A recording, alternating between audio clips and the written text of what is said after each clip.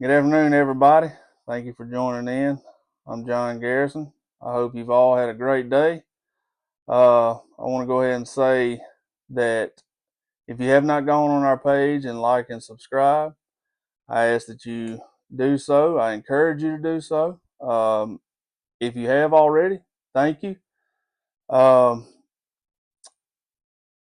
so I guess what I'll do is I'll start with uh, my childhood and just kind of work my way up and let you guys know a little bit about me and and everything. So yeah, I grew up in a small town of Drew, Mississippi. I know it's just pretty much a dot on the map, and but for the most part, if you're sports fan and you know a little bit about college football, pro football, then you'll probably know the name of Archie Manning. He was from Drew, Mississippi. He went to high school here. It's a small town. It's, you know, there may be, I don't know the population, 1,200, something like that. I'm just throwing that out there. It's pretty close though. But yeah, we got one good gas station and a Dollar General. Uh, but man, when I was a child growing up, it's a lot different than today. I will say that. I'm 33 years old. I'll be 34 in May. Uh, but man, when we grew up, me and all my buddies, we lived just right around the corner from each other. And I tell my boys these stories all the time. We pretty much had our own sandlot team, and during the summer, man, we would golly from sun up, sundown. It seemed like we were playing ball. We'd go up to the high school there and play baseball, or we we would play football, man, just all day long. Ride, I bet it seemed like we put 1,000,000 miles on our bikes, and we'd all meet up at this one house, and then we would go from there, and we always knew that in the afternoons when the sun started going down, because of course, they have cell phones and stuff like that. That sounds strange, make you sound old, but when the sun started going down in the afternoons, you had to be sure you were home by the time that street light cut on, you know. And but in the morning times when we get ready to go out, uh, from the house that we met up, you know, the lady would always call the next parent or who, they would all call each other and they would say, "Hey, they're headed your way." Um, but man, it was great times. It really was, and you didn't have to worry about much.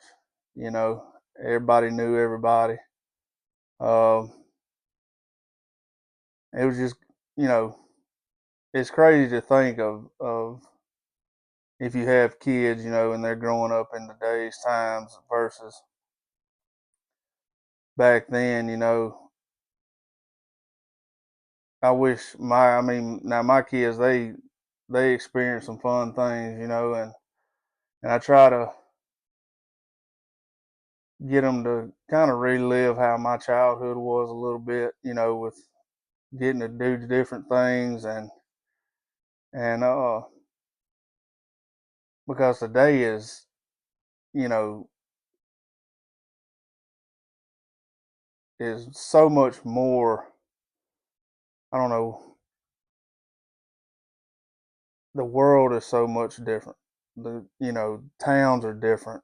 People are different in towns now, and you got to be a little bit more cautious here and there.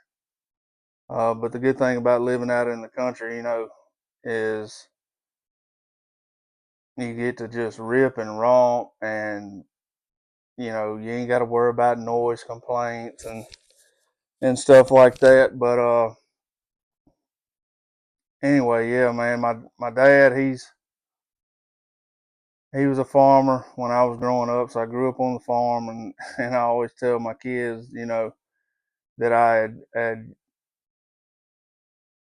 gotten paid my first paycheck when I was 8 years old, working in a rice field. I got paid $200, and man, I thought I thought I was on top of the world. But it's just crazy, to think that back then $200 was a lot of money, and now it's just you know it seems like $200 can go like that. But it was a good childhood, man. I went everywhere with my dad when I could, and my mom, she um she worked up at Parchman and for 25, 26 years in the purchasing office, and we got to go places. We go probably one time a year. We'd go to my aunt's house up in St. Louis, Missouri, and I'd go from the time I was probably 2 years old till the time I was 15 or 16 years old. I went every summer. I'd always go to two different I say two different two Cardinals games a summer. So I'm a big St. Louis fan. Um, but yeah, man, it was always fun going up there because my aunts, they didn't have children, so I was like their only child. And so when I went up there, man, I got I got everything. I got so spoiled. And man, we'd go to Six Flags. We would we go to, like I said, ball games and go to water parks, and I mean just did it all. My uncle, he had jet skis, and man, every type of cooker, fryer, you know, sound system, whatever, man, and we would just have a ball day in and day out. And it was always a good time.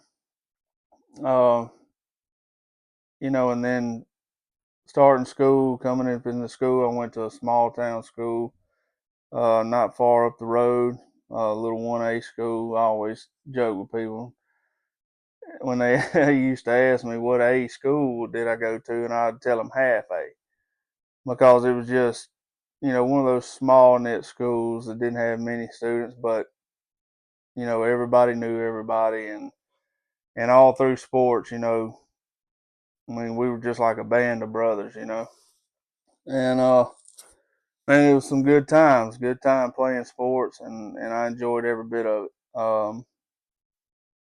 And now I'm fortunate enough to have two boys of my own, Max and Jax, and they play sports as well. They love to rip and romp just as I did, and I also have a daughter who who loves to rip and romp with them. Man, she sticks right in there with them. She don't cut no slack on them. She's the boss, but you know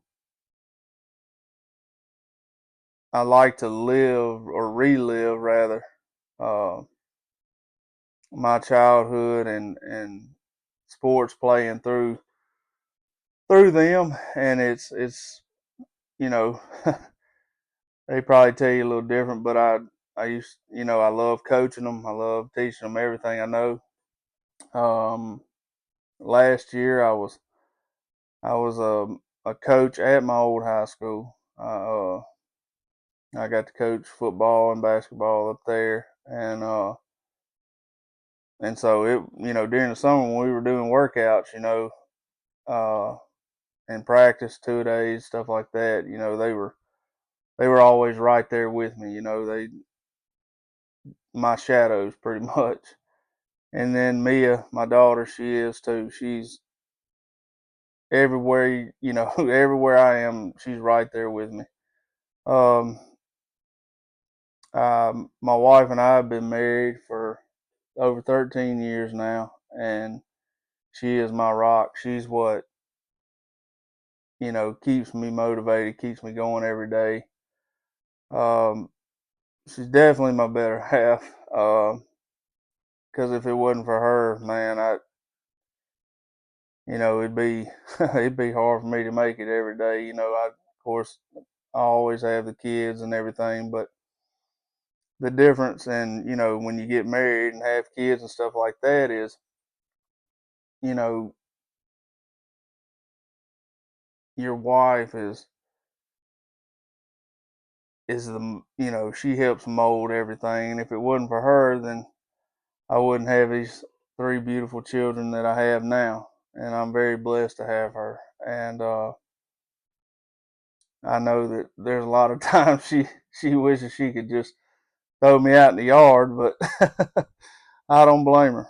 I don't blame her. Sometimes I'm hard headed and stubborn, but you know, I think that's what makes us click, is because at times it's like two alphas, and but then at the same time, those two alphas, when they're not back and forth, when they bond together, that's a force to be reckoned with. It's hard to break something like that, and man, I'm gonna tell you, we have been through it all. we we've been through everything, and from after we had Jax, in between Jax and Mia, we had a miscarriage, and that in itself is something hard that a husband and wife has to go through, and then it takes its effect on the kids as well, you know. But the Lord blessed us uh, with Mia not long after that, and it, we call her our rainbow baby because it was just like our baby that passed. She's heading up to heaven. I always said, and my wife always said that as she was going up to be with Jesus, that she'd kiss me on the way down. And and then 2021, my aunt, who uh, was like a mother to me, she she passed away, and man, it hit hard times then as well. And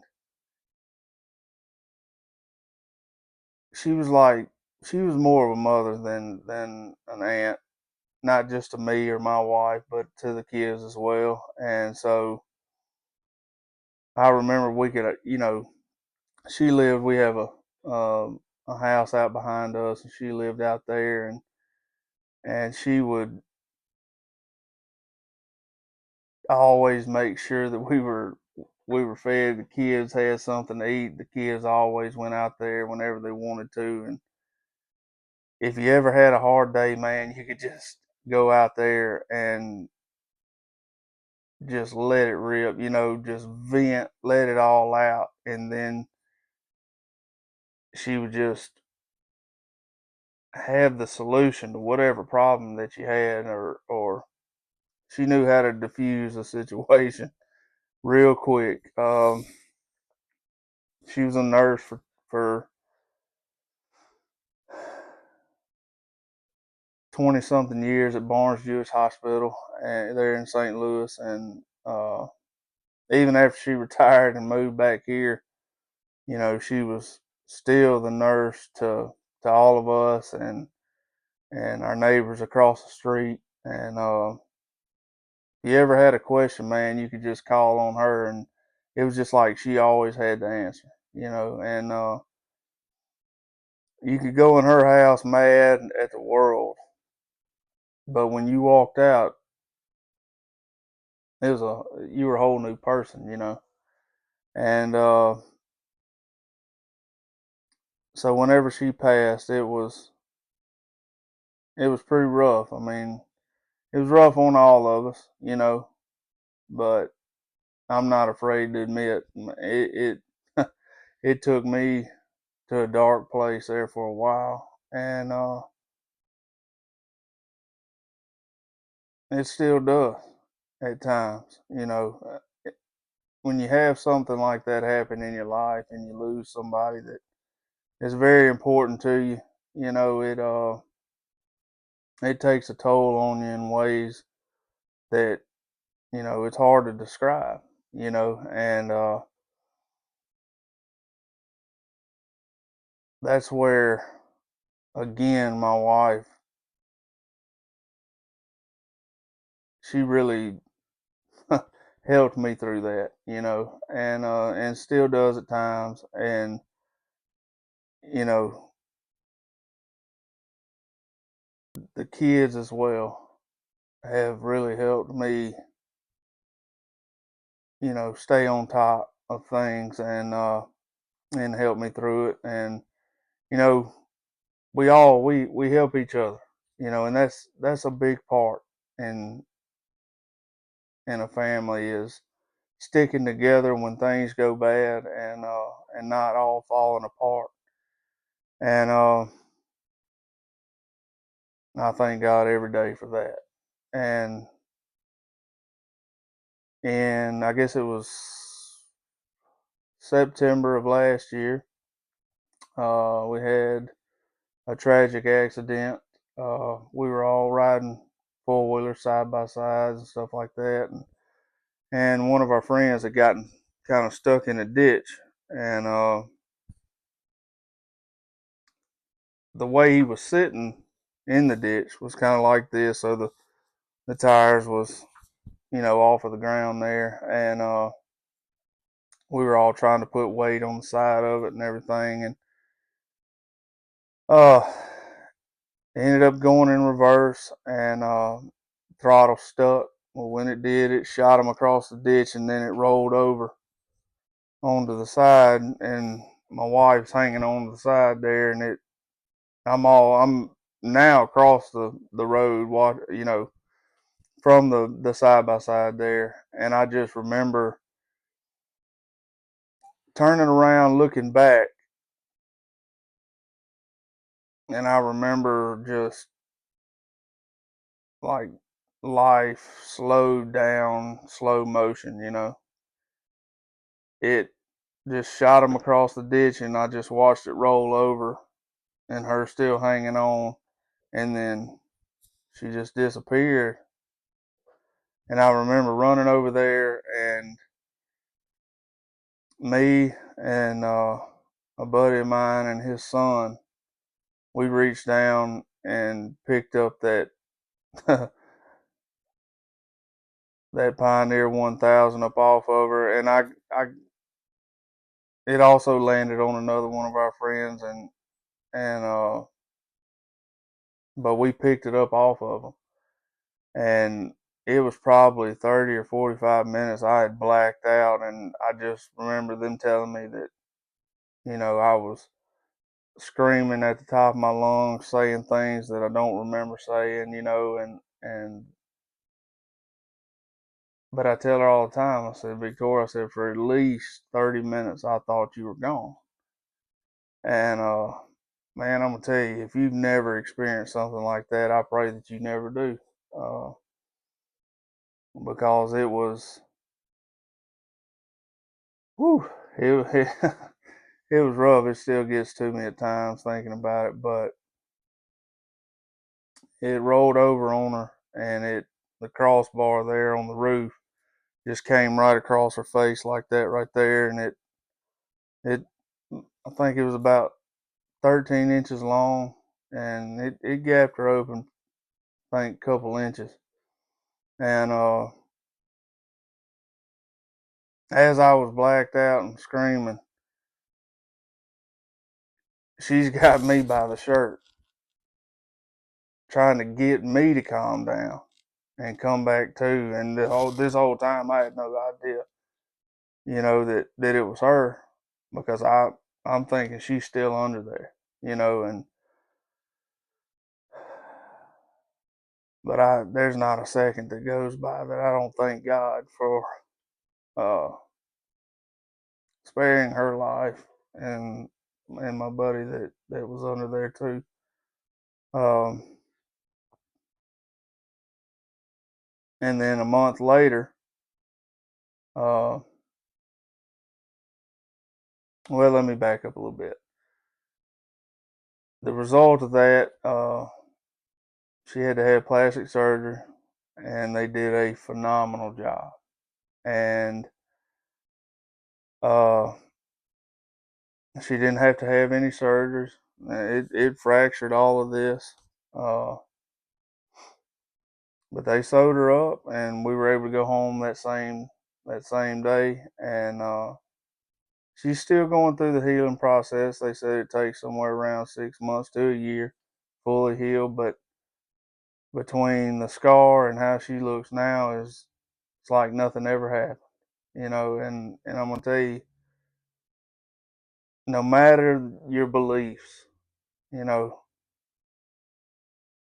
I believe 100% that God is the reason she's still here with me, and I thank Him for that every day, and because He He kept her here for a reason. That's what I tell her all the time. Babe, you were spared for a reason, and God's not done with you yet, and I'm very thankful for that, and it wasn't a month later.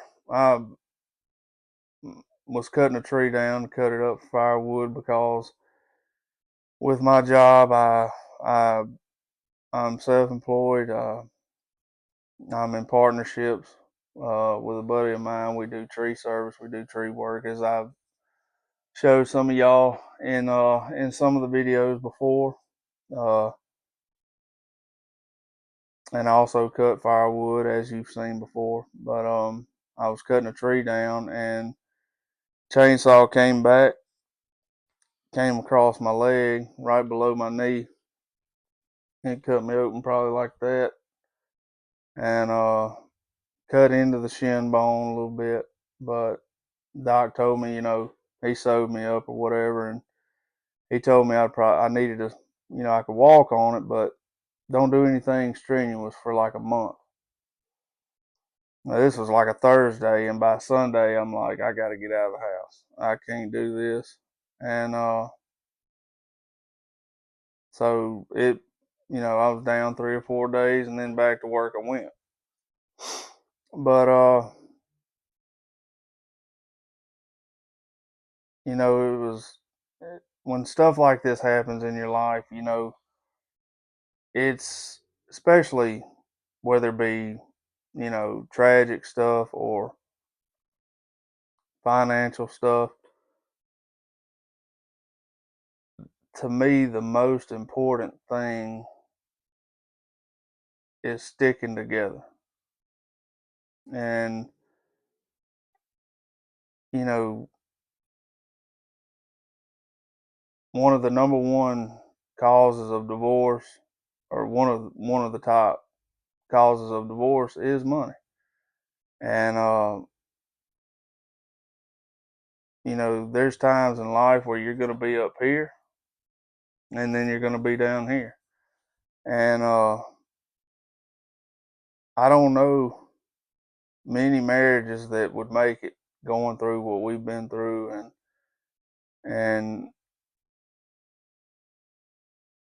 but we refuse to quit in times that we could have. Because I'm not gonna sit here and tell you that there wasn't times where it was almost to that, but we prayed, and you know we stuck by each other's side, and we kept God at the forefront of everything, and He saw us through, and He continues to work in our lives every day. And so, uh,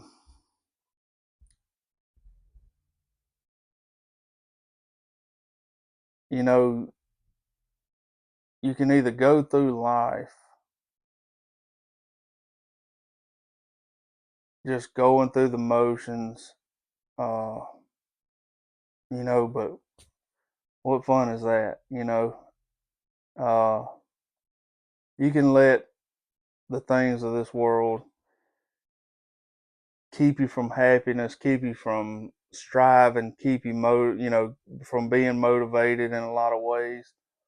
Or you can just pretty much put your foot down and say that I'm not going to let anything stand in the way of my happiness, my family's happiness, from us having fun to, whatever, and that's the main thing is quitting. That's what I tell my kids all the time, and I tell my wife this too. Quitting in the Garrison family is not an option. Um, I refuse to quit anything unless you know there's a really really good reason for it. Those types of situations. Um, because I don't like quitting. I don't like failure. I think that's a big thing with it too is refusing to fail is what or is one of the things that will make you good at anything, whether it be sports, uh, your job, you know, really striving to be the best person you can be each and every day. And it's a job. I mean, it's a job in itself is to get up every morning and tell yourself that no matter what happens today, I will not quit. And I hope that um, in some sort of way, if you're watching this and you have times like that, I want to encourage you to never give up, never quit. Because coming from experience,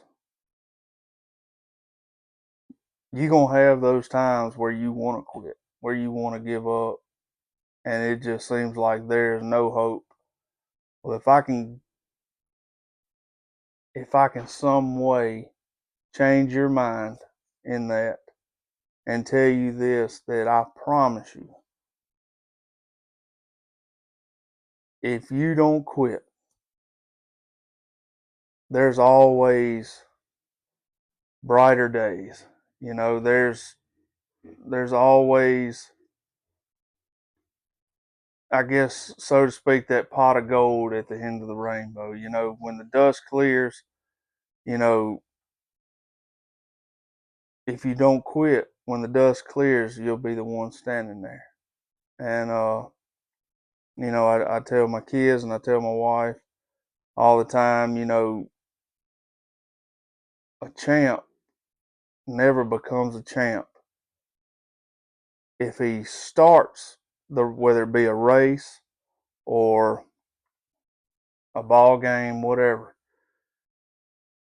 They don't become the champ or the best because they start and then right before the finish they just stop or they quit. You got to finish, man. You got to finish, and it's kind of like one of the last few things I want to leave y'all with today is no matter what you're going through in life, I promise you, God will pull you through it. And one of my favorite verses is it it's one of God's promises where he'll never leave you nor forsake you. He's always there. And in those hard times, that's when you really got to dig deep. You know what I mean? You really got to dig deep and believe that,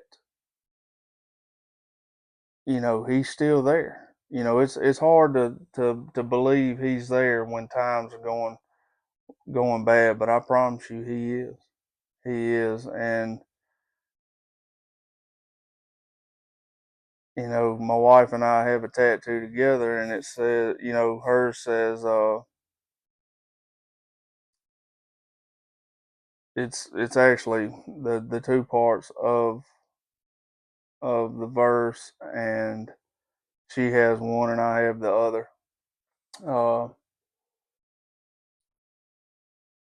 hers says, "What God has joined together," and then mine says, "Let no one separate."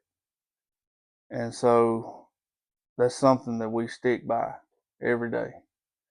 And so,